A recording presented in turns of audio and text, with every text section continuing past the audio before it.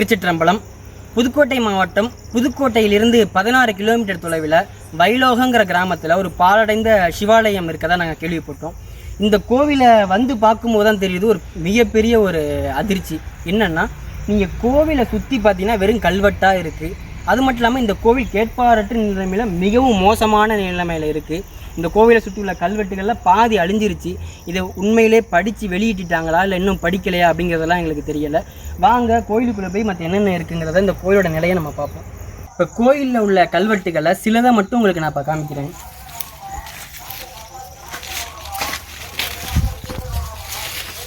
இங்கே பாருங்கள், இதே மாதிரி கோவிலை சுற்றி எல்லா பகுதியிலையுமே இதே மாதிரி கல்வெட்டு இருக்குது. இதை தொழில்துறை படித்தாங்களா இல்லையா அப்படிங்கிறது கூட தெரியலை. கேட்பாரட்டு கிடக்குது. வயலோகம் அப்படிங்கிற கிராமத்தில் கல்வெட்டுகளோட ஒரு மிகப்பெரிய சிவாலயம் அழியும் நிலையில் இருக்குது. கோயிலில் பார்த்தீங்கன்னா எல்லா சிவாலயம் மாதிரியே சிவனுக்கும் அம்பாளுக்கும் தனித்தனி சந்நிதி இருக்குது. இது சிவபெருமானுக்குள்ள சந்நிதி. பார்த்தீங்கன்னா இங்கே உள்ள சிவபெருமானை எடுத்து தனியாக ஒரு கொட்டாயை போட்டு வச்சுருக்காங்க.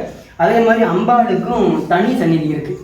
பாருங்கள், தனி சந்நிதி இருக்குது. என்னென்னா, அம்பாளோட சந்நிதி மேல் பகுதி எதையுமே காணும். கோயில் எப்படின்னா ஃபுல்லாகவே கல்லால் தான் கட்டப்பட்டிருக்கு.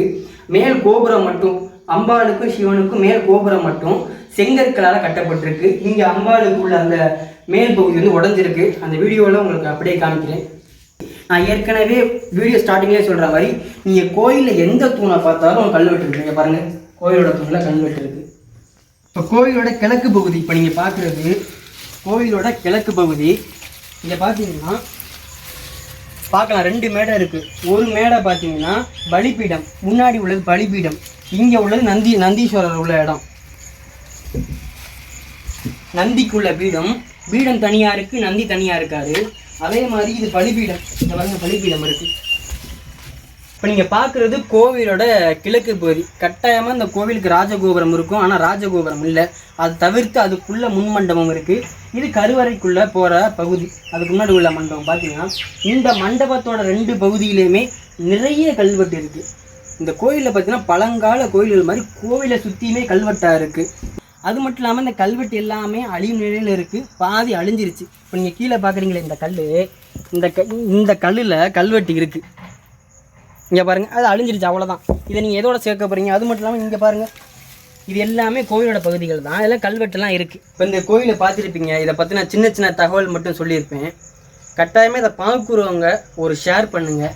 ஏன்னா இந்த கோவிலில் உள்ள கல்வெட்டு படித்து எந்த காலத்தில் கட்டப்பட்டது, இதில் என்ன செய்தி சொல்லியிருக்காங்க அப்படிங்கிறது மக்களுக்கு சொல்லி ஆகணும். ஏன்னா இது மக்களோட சொத்து. அரசர்கள் மக்களுக்காக கட்டின கோவில். ஆனால் இந்த கோவில் எதற்காக கட்டினாங்க, இது என்ன கோவில், ஏன் உள்ள கல்வெட்டு இருக்குது அப்படிங்கிறது யாருக்குமே தெரியாது. இன்னொன்று, புதுக்கோட்டை மாவட்டம் வயலோகத்தில் இப்படி ஒரு கோவில் இருக்குன்னு புதுக்கோட்டையில் உள்ள மக்களுக்கே தெரியாது. அதனால் கட்டாயமாக இதை பார்க்குறவங்க எல்லாருமே ஷேர் பண்ணுங்கள். திருச்சிற்றம்பலம்.